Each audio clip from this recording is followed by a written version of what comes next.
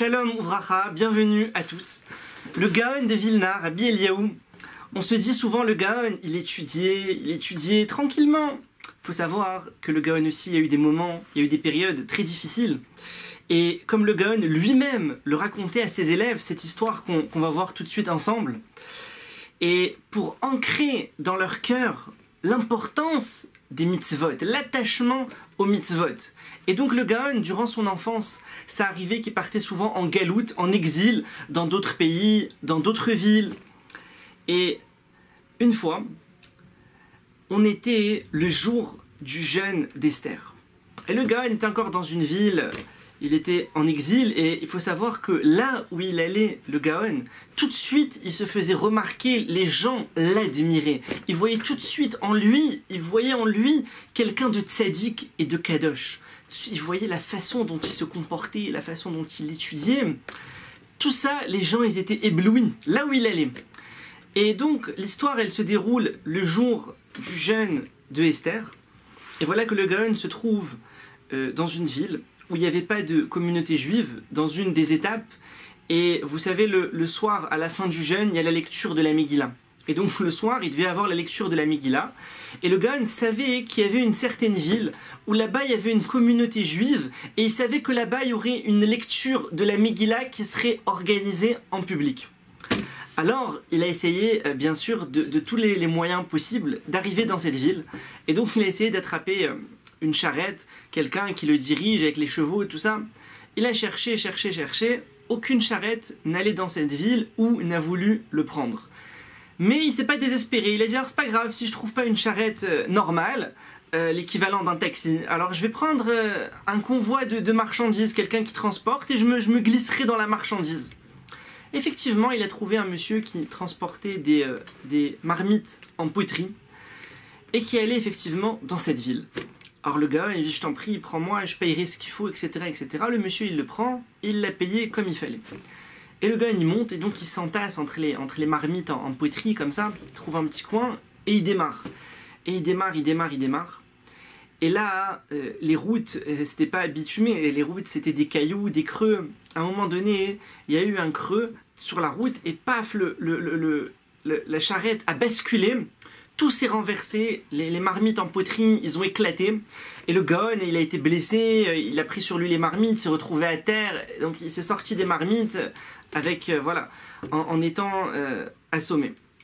Et le conducteur, il descend et il commence à s'énerver sur le Gaon. Il lui dit, c'est ta faute, ma charrette s'est renversée à cause de toi. Et il commence à le frapper, à l'insulter. Le Gaon, il s'éloigne. Et là, le Gaon, il s'est pas dit, bon, j'ai fait mon maximum, j'ai payé, je me suis mis entre les marmites en poterie pour la lecture de la Megillah, je peux pas faire plus, c'était bientôt la nuit, bientôt le moment de la lecture. Non, le Gaon, il a pas désespéré, il a même pas fait attention aux blessures, aux insultes du monsieur, au coup, il a pas fait attention. Il a tout de suite continué dans sa lancée, il dit, moi, je dois lire la Megillah ce soir, je dois assister à la lecture. Il a commencé à marcher jusqu'à la ville. Il restait encore un bon morceau de marche. Il a commencé en marchant le plus vite possible pour arriver jusqu'à la ville. Et voilà que le Gaon, après toute cette marche, il arrive enfin à la ville. Et malheureusement, il voit les gens sortir de la synagogue. La lecture de la Megillah était terminée. Il avait raté. Alors là, le Gaon, encore une fois, il perd pas espoir. Il attrape les gens, s'il vous plaît, vous pouvez venir, on va faire une relecture, on va faire une autre lecture, vous pouvez venir rapidement, on fait une lecture, une demi-heure, vous assistez, etc. Pourquoi? Parce que la Megillah, il aurait très bien pu la prendre et la lire tout seul, il aurait été quitte de l'obligation.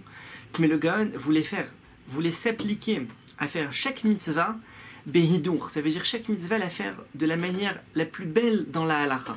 Et la Megillat Esther, la mitzvah behidour, c'est de la lire en public avec 10 hommes. Alors il a demandé aux gens, s'il vous plaît, rien à faire. Alors voyant qu'il n'arrivait pas, il a dit, il n'y a pas le choix, je vais utiliser tout ce que j'ai. Il a dit aux gens, je vous paye, je te paye, viens, une demi-heure, tu t'assois à la lecture, je te paye. Alors il a réussi à ramasser comme ça un petit groupe pour faire un minyan. Et ils lui ont dit, non mais tu nous payes avant. Comment ça avant? D'abord tu nous payes, après nous on reste pour la lecture. D'accord, et tu nous payes 2 zéouvim, une somme complètement exagérée pour rester assis une demi-heure. Le Gaon il a dit, je suis prêt à tout pour la mitzvah. Il leur a donné à chacun, il les a payés. Ils se sont assis, ils ont commencé la lecture de la Megillah. Et là, au bout de 2-3 minutes, tout ça, c'était des gens un peu... Ils commencent à se moquer du Gaon. T'as vu comment il lit, à rigoler entre eux, à se moquer. Au bout de 5 minutes, ils se lèvent et ils s'en vont. Et là, le Gaon, il se retrouve tout seul, en train de lire la Megillah, avec les gens qu'il a payés qui sont partis. Il a fini la lecture. Il a fini la lecture.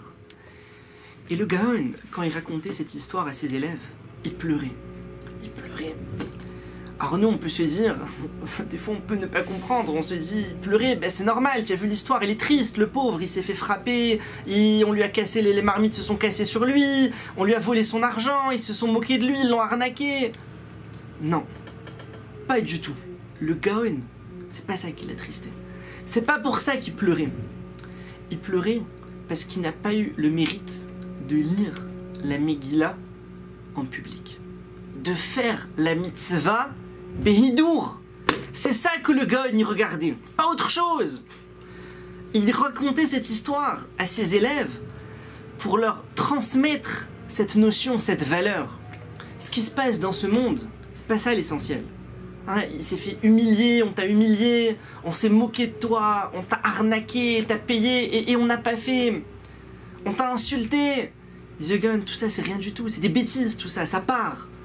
Ce qui compte, c'est la mitzvah. Est-ce que tu as réussi à faire la mitzvah ou pas?